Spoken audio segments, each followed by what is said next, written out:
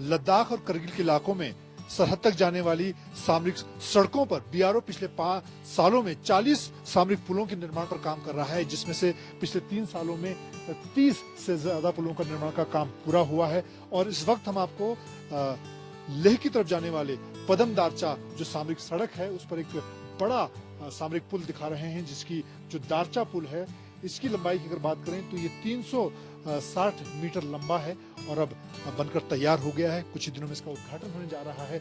और खास तौर से ऐसे सामरिक पुलों के निर्माण से जहां पहले सरहद तक पहुंचने के लिए छोटे बेली ब्रिज बनाए गए थे, उनकी जगह ऐसे बड़े पुल बनाए गए हैं, जिसकी वजह जो सेना के बड़े हथियार हैं, टैंक हैं और सेना की जो बड़े वाहनों की बख्तरबंद गाड़ियों की आवाजाही है वो आसान हो सके, तेजी के साथ सेना सरहद तक पहुंच सके।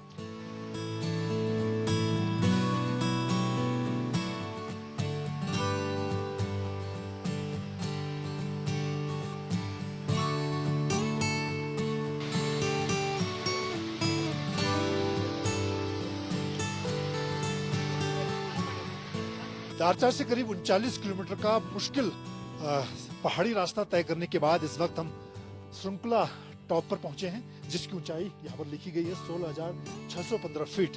और इस वक्त यहाँ पर बर्फबारी और तेज हवाएं चल रही हैं, काफी मुश्किल हालात हैं यहाँ पर। और इसके आगे का जो रास्ता है वो और ज्यादा मुश्किल है। यहाँ से 290 किलोमीटर की दूरी है लेह सरहद तक पहुंचने के लिए। और करगिल युद्ध के बाद इस वैकल्पिक रोड के बारे में सोचा गया। उसके बाद मुश्किल हालात में बर्फबारी, खराब मौसम के बीच बीआरओ ने लगातार इस रोड पर काम किया है, इसको पूरा करने का काम किया। अभी इस वक्त काफी हद तक रोड बनी है, लेकिन आगे अभी काम चल रहा है। और इसके बाद इस रोड को अगर हम आगे देखें तो ये करगिल को भी और आगे लेह को भी जोड़ने का काम करती है। और इस वक्त जब लेह सरहद पर चीन के साथ दोनों सेनाएं आमने सामने खड़ी हैं, ऐसे हालात में ऐसी वैकल्पिक रोड का बहुत ज्यादा सामरिक महत्व है।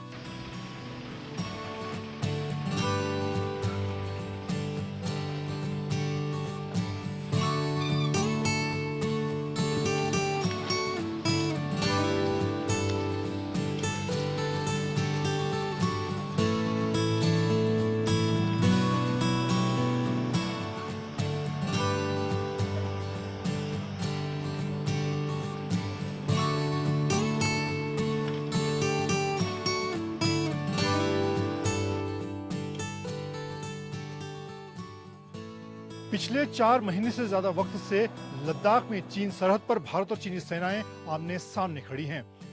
लेह तक सेना की आवाजाही, हथियारों की आवाजाही एक बड़ा मुद्दा है।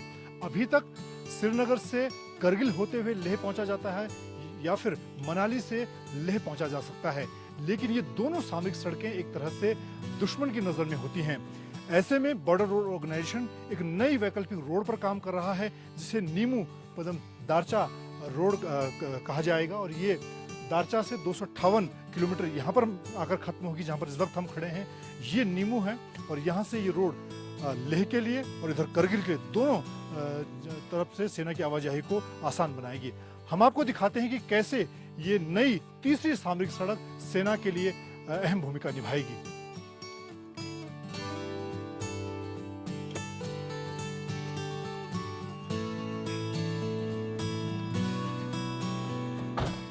कुछ दिन पहले प्रधानमंत्री नरेंद्र मोदी यहाँ नीमू ब्रिगेड पहुंचे थे और यहाँ पर उन्होंने सिंधु और जंस्कार नदी के संगम पर पूजा भी की थी। यही वो जगह है नीमू, जहाँ पर नीमू पदम दारचा जो रोड है वो आकर खत्म होगी।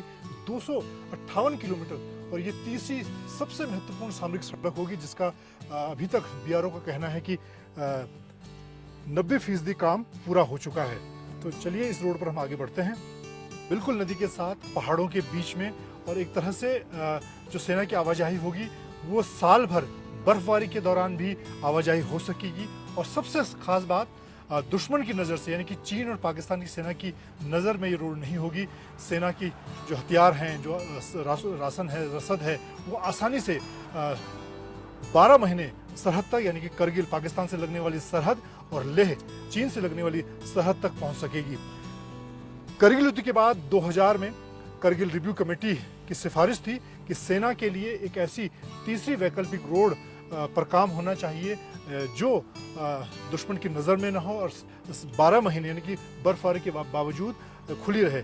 अभी तक जो 2 सड़कें हैं, खासतौर से श्रीनगर से करगिल होते हुए, वहाँ पर भी 6 महीने बर्फबारी की वजह से सड़क बंद रहती है। सेना को 6 महीने पहले अपने लिए राशन हथियार पहुँचाने होते हैं। इसी तरह से अगर मनाली की बात करें, जहाँ पर अभी एक टनल बनाया गया है, उसकी वजह से दूरी कम हो जाएगी, लेकिन वहाँ पर भी अब बर्फबारी की वजह से कुछ महीने सड़क बंद रहती है। लेकिन इस तीसरी वैकल्पिक रोड बनने के बाद सेना के साजो सामान की, हथियारों की जो आवाजाही है वो आसान हो जाएगी। अब हम आपको दिखाते हैं, ये सिंधु नदी यानी इंडस और जंस्कार जो कि हिमाचल से आ रही है, उन दोनों नदियों का संगम है। कुछ दिन पहले प्रधानमंत्री नरेंद्र मोदी जब चीन के साथ गलवान घाटी के विवाद के बाद जो झड़प हुई थी, यहाँ पर सैनिकों का हौसला बढ़ाने पहुंचे थे और यहाँ पर इसी जगह संगम पर उन्होंने पूजा भी की थी और नीमू ब्रिगेड में जो सेना की टुकड़ियां हैं उनको संबोधित किया था और एक तरह से सीधे तौर पर चुनौती दी थी प्रधानमंत्री ने कि चीन की जो गतिविधियां इस वक्त पूर्वी लद्दाख और अलग अलग इलाकों में हैं, उन गतिविधियों को भारत मुंहतोड़ जवाब देगा।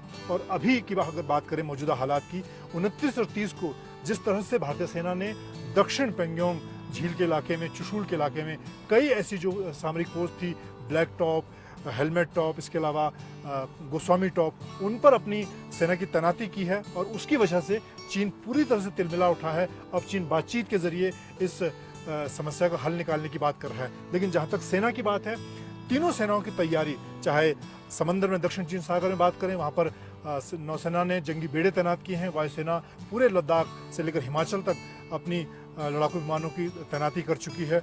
और सेना की बात करें तो सेना न सिर्फ सैन्य तैनाती बल्कि इंफ्रास्ट्रक्चर की हम बात करें, सरहद तक पहुंचने की, उसमें भी काफ़ी तेजी आई है। यहाँ पर हम आपको दिखाते हैं किस तरह से अब पहले जो छोटे लोहे के पुल थे, बेली ब्रिज उनको कहा जाता था, जिस पर बड़े हथियारों की, टैंक की आवाजाही नहीं हो पाती थी, बीआरओ ने उनको पिछले खासतौर से इस विवाद के दौरान कई ऐसे सामरिक पुल तैयार किए हैं। ये यहाँ पर इंडस यानी कि सिंधु नदी पर बनाया गया पुल है, ऐसे कई पुल बीआरओ ने यहाँ पर बनाए हैं। कैमरामैन हिमांशु शर्मा के साथ मंजीत नेगी, नीमू।